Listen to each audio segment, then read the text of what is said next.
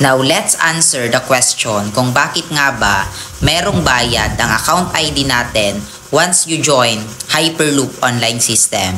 So, sa mga hindi nakakakilala sa akin, by the way, I am Josh and isa ako sa mga nag-educate about Hyperloop online system and ano pa yung mga kailangan mong malaman before ka pumasok dito sa ating online platform. And sagutin natin yung palaging naitatanong sa akin kung bakit nga ba kailangan natin at bakit may bayad yung account ID dito sa Hyperloop online system. So since ito ay online business, so kailangan mo ang account ID that will serve as license code para masimulan mo yung sistema na ginagawa natin at syempre magkaroon ka ng chance na ma-operate mo yung business ng company natin. Kaya naman kailangan mo yung account ID na yon.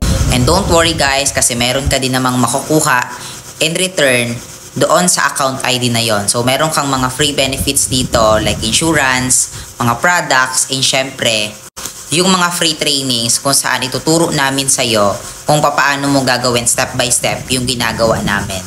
So I hope so nasagot ko yung question